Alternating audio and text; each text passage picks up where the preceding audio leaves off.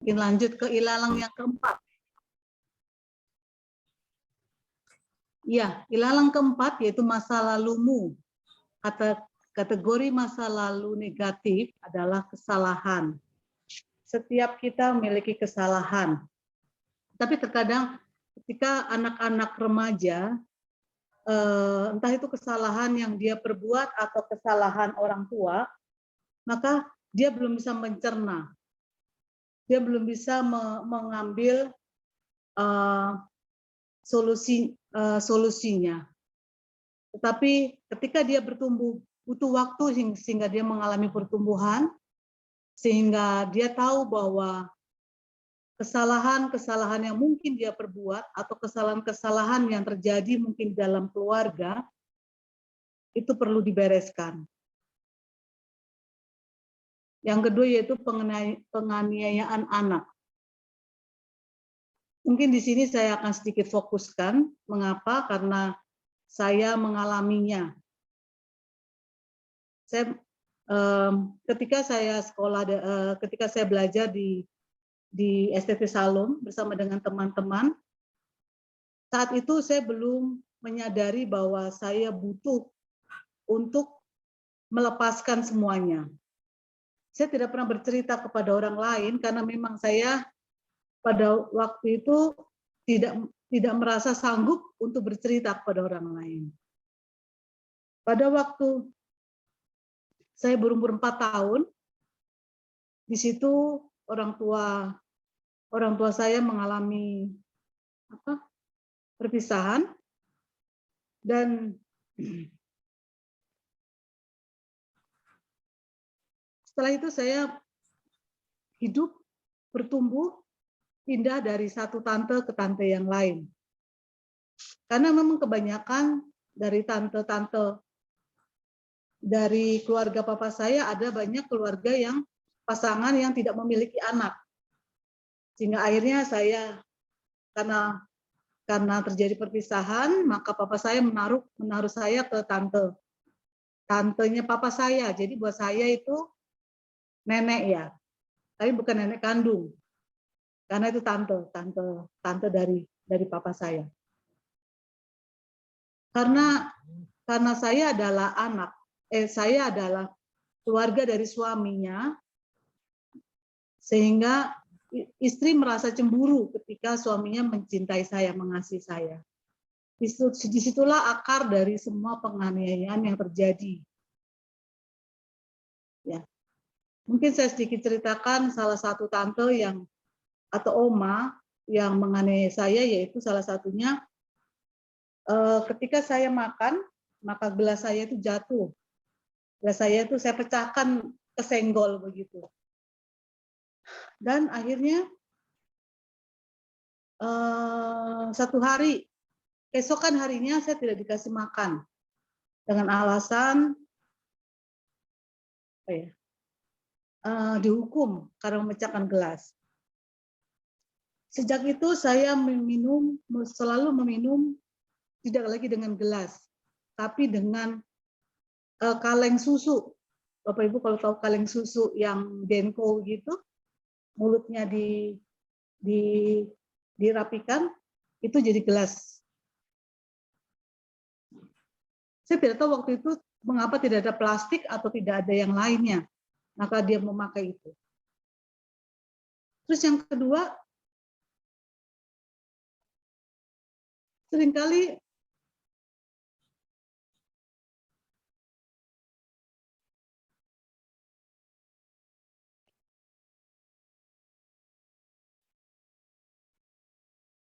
saya dicubit di seluruh badan saya sampai akhirnya biru-biru.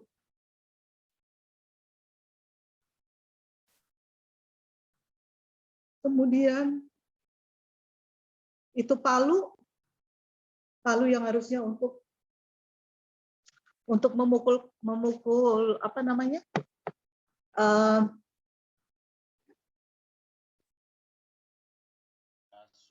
paku, itu dipukulkan ke pantat saya.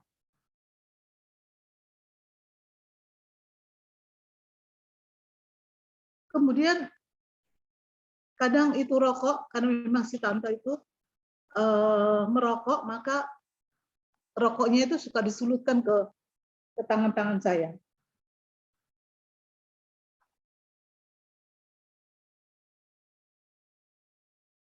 Terus pindah ke tante yang lain, karena dilaporkan oleh papa saya, maka saya diambil, diangkat, dan dipindahkan ke tempat yang lain. Dan kemudian di tempat yang lain, sempat juga diajak ke pantai, karena di pantai itu tidak ada orang yang melihat dan tidak ada yang mendengar, dan dari situ pun saya diajar. Kemudian juga seringkali dia pukul di sini, sehingga di sini sobek dan berdarah. Dan ketika ditanya, saya juga berkata bahwa itu jatuh, bahwa itu yang lain. Saya katakan yang lain. Dan itu mengalami pertumbuhan sampai akhirnya saya masuk terakhir. Papa saya tahu juga, dan akhirnya dimasukkan di panti asuhan. Dan di situ saya mengalami yang namanya luka batin. Nah, dan kemudian karena itu panti asuhan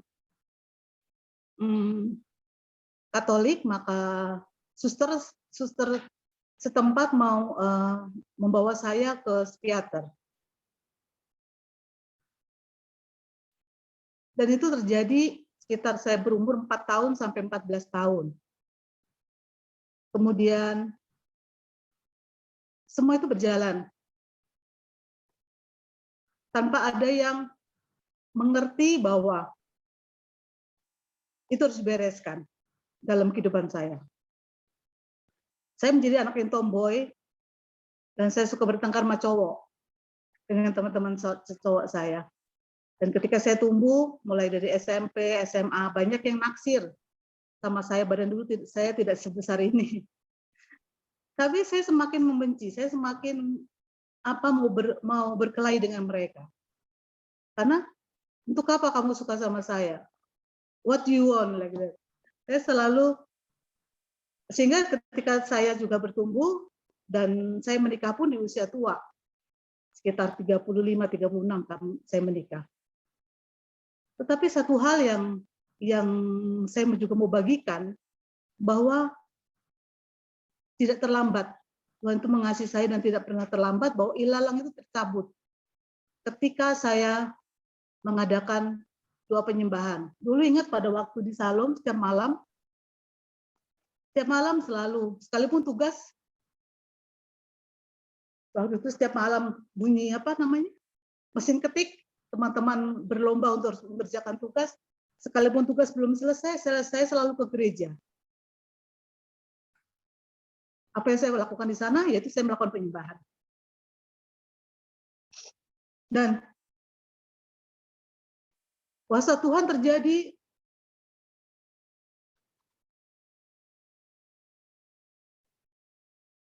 Semua yang ada dalam diri saya, itu semuanya dicabut seakar-akarnya. Sehingga saya pun dapat memaafkan.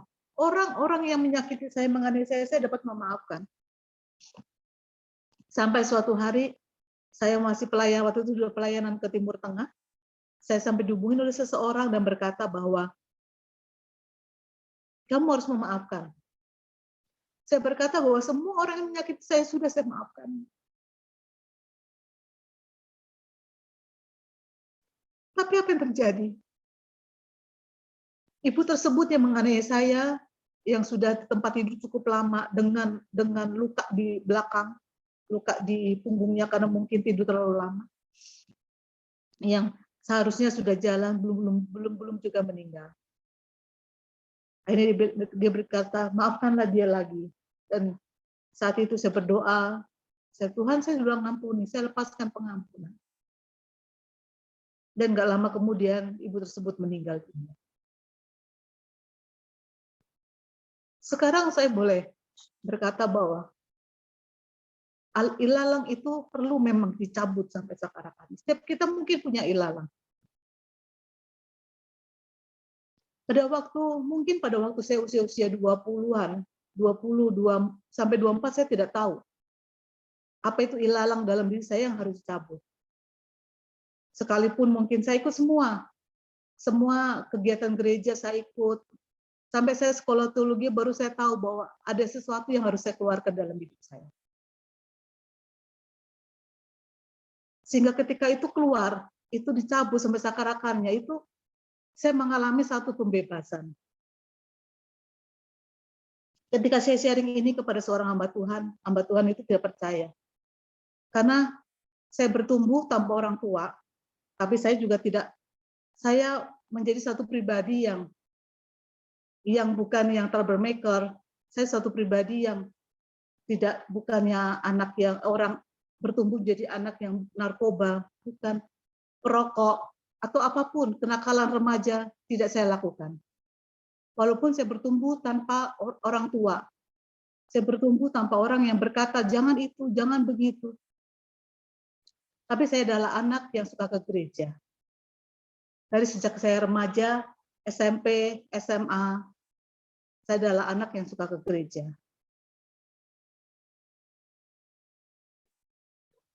Yang terakhir adalah dosa-dosa masa lalu. Mungkin setiap kita pasti punya masa lalu. Setiap kita pasti punya masa lalu. Mungkin pada waktu kita tumbuh remaja, ketika kita mulai mengenal dunia, ada waktu mungkin sampai SD menjadi anak yang manis seperti tadi Pak Ali sampaikan. Tapi ketika kita mulai SMA, kita mungkin merasakan bahwa karena pergaulan, karena teman, kan di satu pribadi yang punya melakukan dosa. Dan dosa-dosa itu perlu diselesaikan, baik dengan manusia maupun dengan Allah. Termasuk saya harus mengampuni orang-orang yang menyakiti saya. Itu tidak mudah. Tapi hingga hari ini saya bersyukur melewati semua itu. Saya tidak merasa, Tuhan, kenapa harus saya melewati semua itu? Tidak. Karena saya tahu itu proses saya.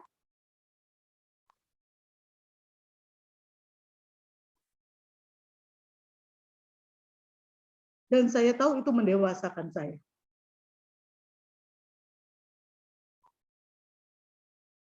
Ya, kita akan lanjutkan dengan ilalang kelima. Anak remaja saya melihat memiliki dunia masing-masing. Maunya senang sendiri, maunya melakukan apa yang dia suka. Makanya mengapa anak-anak remaja itu perlu pendampingan orang tua secara khusus. Atau mungkin kakak rohani atau pembina di dalam gereja itu menurut saya sangat penting di dalam pertumbuhan mereka. Daftar hal-hal yang merupakan bagian dari banyak kehidupan remaja, ada yang sangat penting atau tidak terlalu penting. Antara lain yaitu teman-teman. Teman-teman menjadi penting karena anak-anak remaja menemukan apa yang dia cari di dalam teman-temannya. Tetapi teman-teman yang baik dan teman-teman yang tidak baik itulah yang akan mempengaruhi pertumbuhan dari anak remaja-remaja tersebut. Yaitu yang kedua adalah anak remaja menyukai musik. Anak remaja menyukai televisi. Anak-anak remaja sekarang menyukai apa yang dinamakan dengan gadget, dengan HP. Tidak ada satupun, saya rasa anak-anak entah itu di Sumba, entah itu di negara manapun, di tempat kami melayani, setiap anak punya HP satu. Sekalipun orang tuanya bukan keluarga yang berkelebihan, tetapi setiap anak punya HP satu. Ditambah dengan corona COVID, maka setiap anak harus belajar dengan online. Alasannya anak saya belajarnya online, maka setiap anak punya HP. Sekalipun mungkin anaknya masih usia SD kelas 1, kelas 2. Tapi orang tua tanpa menyadari bahwa hal-hal itu sangat mempengaruhi pertumbuhan dari anak-anak mereka. Saat teduh dan ibadah, ini adalah hal yang baik ketika anak-anak itu suka saat teduh dan beribadah, maka ada hal-hal yang baik, pertumbuhan hal yang baik dalam kehidupan mereka. Waktu saya bertumbuh remaja, mungkin saya bukan anak yang suka saat teduh, tapi saya adalah anak yang suka ke gereja, suka beribadah. Mau remaja, mau mungkin sekolah minggu kelas besar, saya ikut.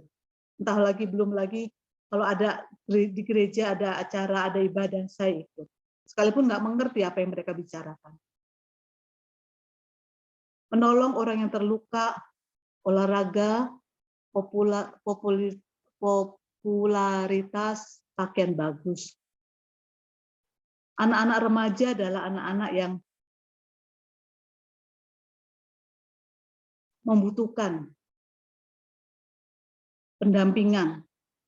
Anak remaja adalah anak-anak yang butuh orang-orang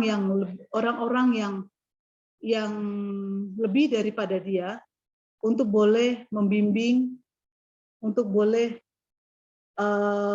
memberikan solusi.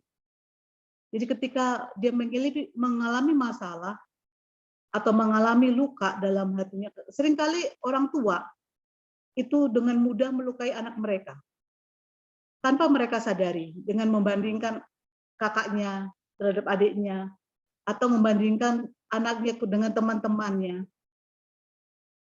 Itu anak-anak remaja lebih mudah mengalami luka. Olahraga, ada banyak anak-anak yang suka olahraga, tapi juga ada anak-anak yang tidak suka olahraga. Dan pakaian bagus. Apapun itu yang anak-anak remaja, anak-anak merasa itu penting atau tidak penting. Menurut saya dan mereka adalah anak-anak yang mengalami satu pertumbuhan dan anak-anak butuh pendampingan, baik secara jasmani maupun rohani. Beberapa orang yang saya layani di Timur Tengah, di Arab, satu hal yang buat saya kaget adalah dengan budaya mereka, sampai hari ini usia mereka udah 35, tapi mereka tidak bisa menikah, cowok-cowok terutama, tidak bisa menikah karena terbentur biaya. Kalau biaya mereka mampu untuk menikah, mereka tidak punya uang yang cukup, pendapatan yang cukup untuk mereka bisa menghidupi anak istri mereka di kemudian hari. Dan apa yang terjadi? Mereka ketika saya konseling, mereka adalah orang-orang yang sudah terikat dengan dunia,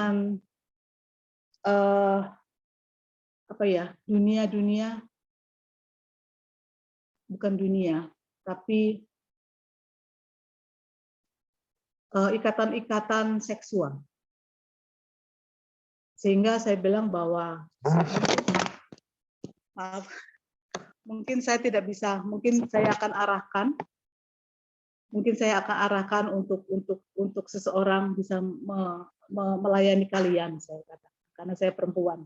Saya punya beberapa anak pemuda, remaja dan pemuda dari berbagai negara, dan mereka lakukan sejak mereka SMP. Kalau mereka dari umur-umur seperti itu ada pendampingan, saya rasa mereka tahu kan benar firman Tuhan dan mereka tidak akan terikat. Dan semua itu perlu diangkat akar-akarnya kalau mereka mau betul-betul bertumbuh, betul-betul mengalami pertumbuhan di dalam Kristus. Ya, sekian. Mungkin Bu Hari bisa lanjutkan. Oke, berikan tepuk tangan buat Bu Priscilla.